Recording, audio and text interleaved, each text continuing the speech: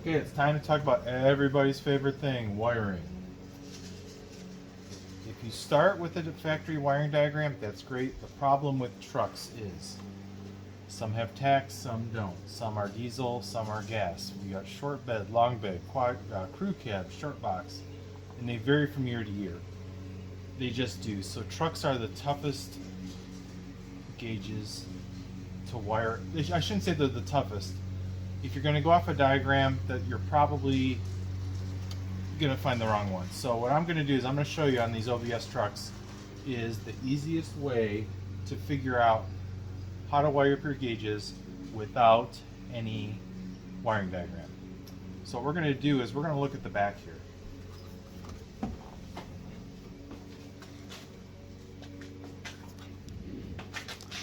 And you can see on this printed circuit board, on this printed circuit on the back, it tells you what everything is, which is great. So what we're going to do is we're going to take a look here at some of these things, and then we're going to figure out how to hook this up the old-fashioned way. So what we're going to do is we're going to figure out power and ground first, then the lights, turn signals, high beam, things like that. So for example,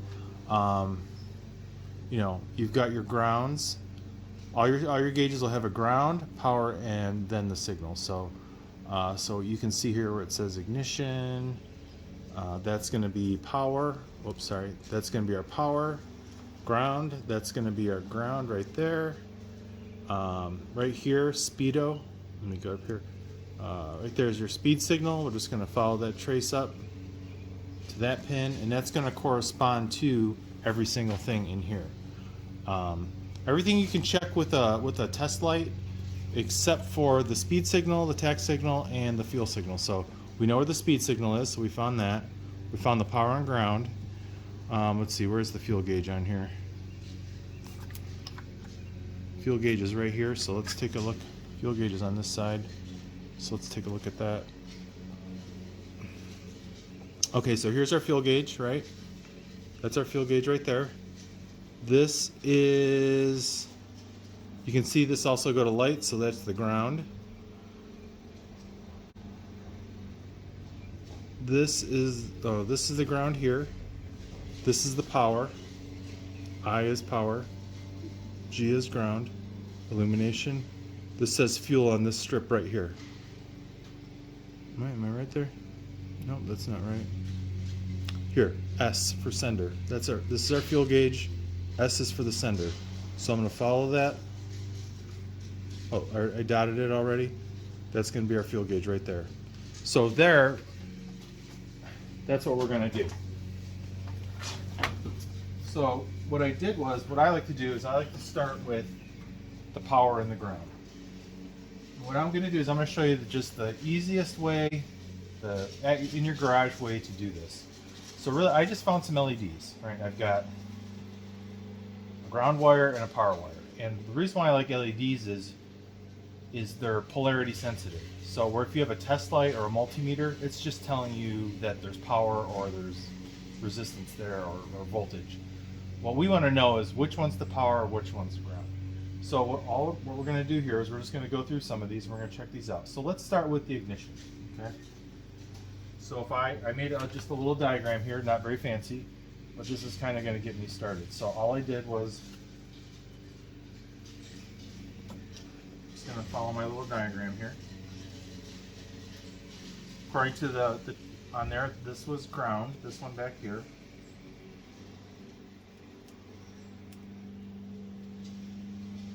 And this was power.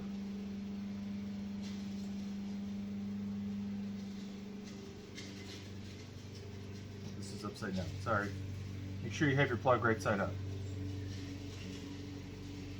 So that's our ground right there. This is our power. Let's get our lights out. Let's turn on the key. There we go. We know we have power and ground. And we know which one is which because the LEDs are polarity sensitive. So if they're hooked up the other way, they won't work. Also, you won't damage anything. All right, so we know that works. Okay, now let's find our right turn signal. should be all the way over on the right.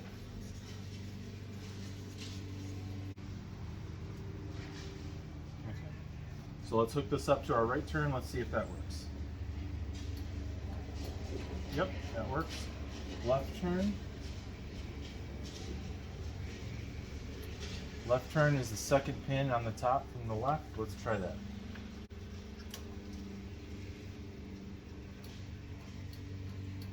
Yep. Let's try the high beam. That should be all the way over to the left on top.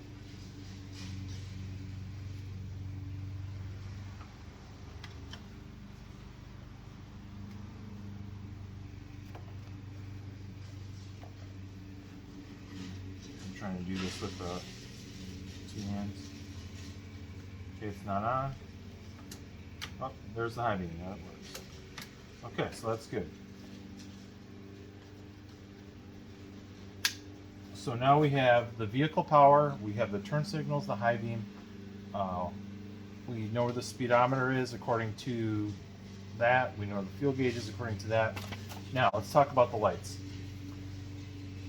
We always recommend not using the stock gauge lighting when you're using LED lights. There's a couple of reasons why. One is that will run through the stock rheostat, which is right here. Now, that'll run through the stock rheostat, and these are not designed for LEDs. So this is going to be a little sketchy. They're just not designed for LEDs. So what we always recommend is just go directly to the parking light circuit, which we did right here. We just tapped into the parking light circuit. That way your LEDs get full 12 volts.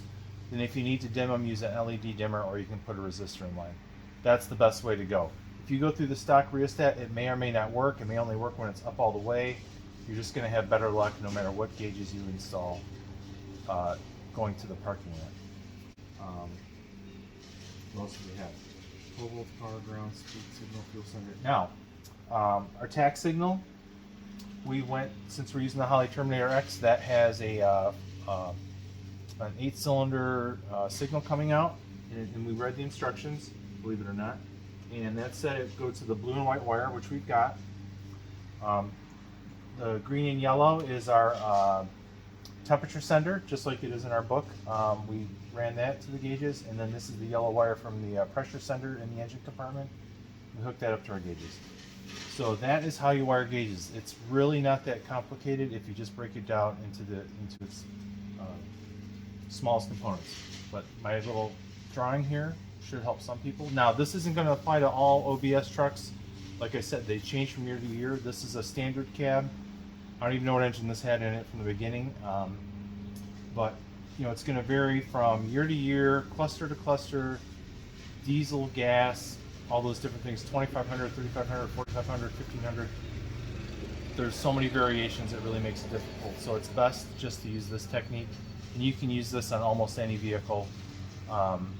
Even if you don't have it on the printed circuit, you can still figure out most of it by just probing things. And if you do have a factoring wire diagram, that'll get you at least pointing in the right direction. Okay, so we're going to plug these things in, and next step is what I'm going to do is I'm going to clean this up. What I have done here is, let me disconnect this. So I've got our parking, our more lights hooked up to our parking lamp. All we did here was, you can do this a couple of ways. We just went into the factory harness. Everything's here. This has an LS swap. If you still have the small block in there or V6 or whatever, the good thing about these trucks is they came with a the PCM reads the tach speed, reads the tachometer, it reads the vehicle speed.